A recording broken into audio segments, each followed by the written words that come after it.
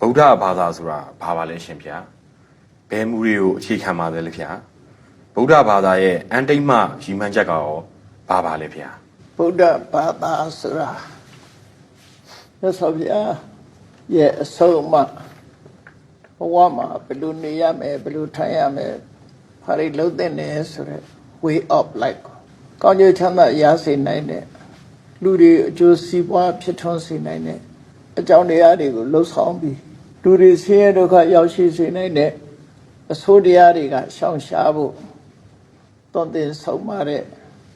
ဘုရားရဲ့အဆုံးအမတွေကိုဗုဒ္ဓဘာသာလို့ဆိုရမှာဖြစ်ပါတယ်။တိရိလင်္ကာနိုင်ငံမှာဗုဒ္ဓဘာသာဆိုတဲ့အသုံးကိုမသုံးဘဲနဲ့ဗုဒ္ဓဂမလို့ထည့်သုံးတာရှိတယ်။ဗုဒ္ဓဂမဆိုတာဗုဒ္ဓရဲ့အာဂမမြတ်စွာဘုရားရဲ့အဆုံးအမတရားတော်တွေတို့ဒီလိုပဲအဓိပ္ပာယ်ရပါတယ်။ခုခေတ်တော့ဘာသာပြန်တဲ့အခါဘာသာဆိုတာ religion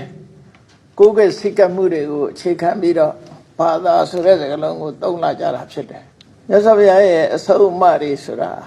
လိုက်နာကျင့်သုံးရမှာဖြစ်လို့ကိုယ်ကစိတ်ကမှုဆိုတဲ့ဟာကတွဲဖက်ပြီးတော့ပါလာတဲ့အရာတွေသာဖြစ်တယ်ပေါ့မှန်ပါဗျာအဓိကကဘုရားဘာသာဆိုတာမြတ်စွာဘုရားရဲ့အဆုံးအမသွန်သင်ပြသတဲ့စကားတွေပဲဖြစ်တယ်ဒါပြင်မြတ်စွာဘုရားကဘာတွေဆုံးမတော့ဆိုတော့ကိုကျင့်သီလကောင်းမှုနဲ့လူချင်းအကျဉ်းတရားထားဖို့ရှင်ထဲမှာရှိတဲ့လူတွေရဲ့စိတ်နှလုံးကိုပူပန်စေတတ်တဲ့ကိလေသာတရားတွေကိုလျှော့နှဲအောင်လျှော့ချနောက်ဆုံးမှာအပြည့်တိုင်ဖြည့်ရှင်းပြီးဆဲတော့ကလွတ်မြောက်ဖို့ဆိုတာကိုမြတ်စွာဘုရားဟောခဲ့တာဖြစ်တယ်အကျဉ်းချုပ်ပြောရမယ်ဆိုရင်ဘုရားရဲ့အဆုံးအမစကားတွေကိုပိဋကတ်30နိကေ9ပြဓမ္မခန္ဓာပေါင်း8400မှာဒီမှတ်တမ်းတင်ထားတာအဲ့ဒီမှတ်တမ်းတင်ထားတဲ့မြတ်စွာဘုရားရဲ့အဆုံးအမတွေအားလုံးကိုဗုဒ္ဓဘာသာဗုဒ္ဓရဲ့ဆုံးမသွန်သင်ချက်များလို့ဒီလိုအတိပ္ပယ်ကိုယူရမှာဖြစ်တယ်ပေါ့နော်အဲ့ဒီဗုဒ္ဓရဲ့သွန်သင်ဆုံးမချက်တွေကိုလိုက်နာတဲ့ပုဂ္ဂိုလ်တွေကြတော့ဗုဒ္ဓဘာသာဝင်လို့ခေါ်ကြတယ်အလားတူပြန်တဲ့ religion ဆိုတဲ့အင်္ဂလိပ်ဘာသာစကားကယုံကြည်မှုနဲ့ကိုးကွယ်မှုကိုခြေခံပြီးတော့ပြောတဲ့စကားမှန်ပါဗျာဒီမှာတော့အဲ့လိုယုံကြည်မှုနဲ့ကိုးကွယ်မှုကိုအခြေခံတာမဟုတ်ပဲနဲ့လက်တွေ့ကျင့်သုံးမှုကိုဆိုလိုတာဖြစ်လို့အချင်းချင်းမှတ်ရမှာတော့ဘုရားဘာသာဆိုတော့မြတ်စွာဘုရားရဲ့အဆုံးအမတရားတော်များပဲဖြစ်တယ်သူရဲ့အန်တိတ်မှရည်မှန်းချက်ကရော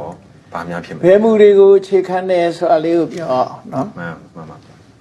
မူလို့ဆိုတာတဲ့ဘုရားဘာသာဖြစ်ဖို့အဓိကအကြောင်းတရားကတော့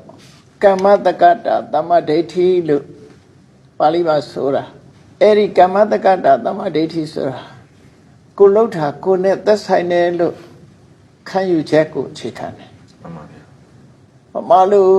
အများနာလဲတာနဲ့ပြောရမယ်ဆိုရင်ကံဤအကျိုးကိုလက်ခံတယ်မှန်ပါဗျာကံတရားကိုလက်ခံတယ်ကံတရားရဲ့အကျိုးကိုလက်ခံတယ်မှန်ပါဗျာအဲ့ဒီကံဤအကျိုးကိုလက်မခံရင်ဘုရားဘာသာမဖြစ်နိုင်ဘူးမှန်ပါဗျာမြတ်စွာဘုရားလည်း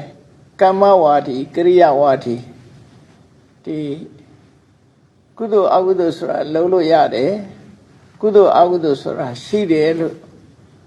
လက်ခံတဲ့ဝါဒဖြစ်တယ်မှန်ပါဗျာအဲ့ဒီ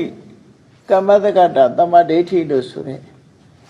ကိုလှုပ်တာကိုရတယ်ဆိုတဲ့ကမ္မဝါဒကရိယာဝါဒကိုအခြေခံတာပဲဖြစ်တယ်ပေါ့မှန်ပါဗျာအဲ့ဒါကိုအခြေခံပြီးတော့မြတ်စွာဘုရားကချင်းစင်တွေကိုသတ်မှတ်ထားတယ်သီလသမာဓိပညာဆိုအဓိကကိုကျင့်တရားကောင်းမှုကနံပါတ်1မှန်ပါဗျာကိုကျင့်တရားကောင်းပြီးတဲ့အခါစိတ်ဓာတ်ငြိမ်သက်အောင်လေ့ကျင့်တာနဲ့ထိုငြိမ်သက်မှုကြောင့်ရရှိလာတဲ့အသိပညာမှန်ပါဗျာအဲ့ဒါတွေကဘုရားဘာသာရဲ့အကျမ်းမြင်ကျင့်စိတ်တစ်ခုလို့ပြောရမှာဖြစ်တယ်မှန်ပါဗျာဘုရားဘာသာရဲ့အတ္တိမရည်မှန်းချက်ကပါလေလို့ဆိုတာကြတော့ဆင်းရဲဒုက္ခအလုံးအဆုံးသတ်ရေးပဲဖြစ်တယ်မှန်ပါဗျာလူတွေတွေ့ကြုံနေရတဲ့ဆင်းရဲဒုက္ခဆိုတာမျိုးမျိုးရှိတယ်မှန်ပါဗျာအလုံးမရှောင်လွဲနိုင်တဲ့ဆင်းရဲဒုက္ခကတော့ဘာလို့ဆိုရင်ဒုက္ခရလာပြီးရင်တဖြည်းဖြည်းအိုမင်းလာခြင်းနောက်ဆုံးမှာသိဆုံးရခြင်းဆိုတာဒါအကြီးမားဆုံးဆင်းရဲဒုက္ခလို့ပြောမှာပဲဖြစ်တယ်မှန်ပါဗျာဒီကြားထဲမှာဆုံးရှုံးနေတာမှုတွေကြုံရလို့တောကဖြစ်ရတာတို့ငိုရတာတို့ ခန္ဓာကိုယ်မှာနာကျင်ကြိုက်ခဲတဲ့ဒုက္ခတွေကာယကဒုက္ခတွေခံစားရတာတို့စိတ်မချမ်းမသာဖြစ်တဲ့ဆင်းရဲဒုက္ခတွေခံစားရတာတို့စိတ်ပင်ပန်းမှုတွေခံစားရတာတို့ဆိုရယ်ရင်ထဲကအပူတွေအဲ့ဒီဒုက္ခတွေလုံးဝအဆုံးသတ်ဖို့ဆိုတာဘုရားဘာသာရဲ့အတ္တိမဤမှန်ချက်ပဲဖြစ်တယ်တင်ပါဗျာနောက်တစ်ခုက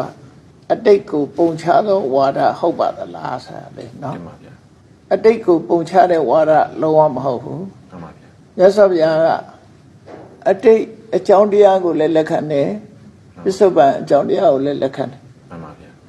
အတိတ်ကြီးတတ်တတ်ပုံချတဲ့ဝါဒကိုပုပ္ပိကတဟေတုဝါဒလို့ခေါ်တယ်အဲ့ဒီဝါဒကဘုရားလက်မခံတဲ့ဝါဒပဲတင်ပါဗျာအရာရာဟာအတိတ်ကလုတ်ခဲ့လို့ဆိုတဲ့ဟာမျိုးလုံးဝလက်မခံတင်ပါဗျာပစ္စုပန်လောလောလတ်လတ်ဖြစ်ပေါ်နေတဲ့အကြောင်းတရားကိုလည်းထည့်သွင်းစဉ်းစားတယ်မှန်ပါဗျာအဲ့တော့အတိတ်ကအကြောင်းတရားပဲဖြစ်စီပစ္စုပန်အကြောင်းတရားပဲဖြစ်စီအဲ့ဒီသက်ဆိုင်ရာအကြောင်းတရားတွေကိုလက်ခံယုံကြည်ပြီးအတိမတ်ပြုတဲ့ဝါဒသာလင်ဘုရားဝါဒဖြစ်တယ်